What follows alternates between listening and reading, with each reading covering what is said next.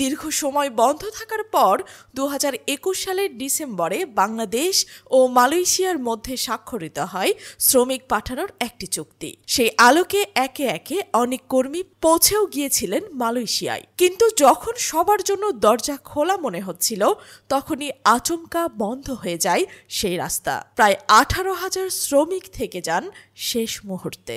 প্রক্রিয়া ছিল প্রায় শেষ, কলিং ভিসা হয়ে গেছে, যাবতীয় কাগজপত্র প্রস্তুত। কিন্তু হঠাৎ যেন সবকিছু থমকে যায়।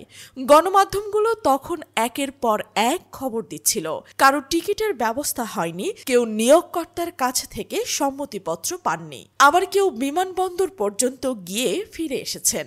নিয়োগকর্তারা প্রয়োজনীয় নিশ্চয়তাপত্র পাঠাননি, ফলে এই বিপুল সংখ্যক কর্মী থেকেছেন কার্যত দোটানায়, যাবেন কি যাবেন না। এরপর কেটে গেছে 1 বছর। অনিশ্চয়তায় ভোগা সেই 18,000 পরিবারের জন্য দিন গড়িয়েছে, রাত পার হয়েছে, কিন্তু প্রতীক্ষায় অবসান ঘটেনি।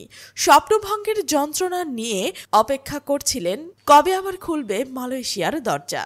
অবশেষে সেই প্রতীক্ষার অবসান ঘটতে যাচ্ছে। সুখবর এসেছে, এবার নতুন করে আশার আলো দেখাচ্ছেন সেই 18,000 কর্মী। গত বছরের 31 মের মধ্যে মালয়েশিয়ায় যেতে না পারা সেই শ্রমিকের জন্য ফের সুযোগ সৃষ্টি হয়েছে। Bangladesh overseas employment and services limited BOESL এর মাধ্যমে মালয়েশিয়ায় তাদের কর্মসংস্থানের ব্যবস্থা করা হয়েছে। তবে এবার গন্তব্য ঠিক হয়ে গেছে, মালয়েশিয়ায় কনস্ট্রাকশন এবং ট্যুরিজম খাত। বাংলাদেশটির সরকার এই দুই খাতেই বাংলাদেশি শ্রমিকদের বিনিয়োগ সিদ্ধান্ত নিয়েছে।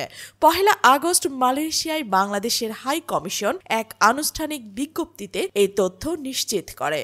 বিজ্ঞপ্তিতে বলা হয়েছে, যেসব কর্মী পূর্বে কলিং ভিসা পেয়েও মালয়েশিয়ায় যেতে পারেননি, তাদের জন্য নতুন করে চাহিদাপত্র সত্যায়নের উদ্যোগ নেওয়া হয়েছে। সেই লক্ষ্যে foreign workers centralised management system FWCMS online পোর্টে নির্ধারিত চেকলিস্ট অনুযায়ী সব তথ্য দাখিল করতে হবে।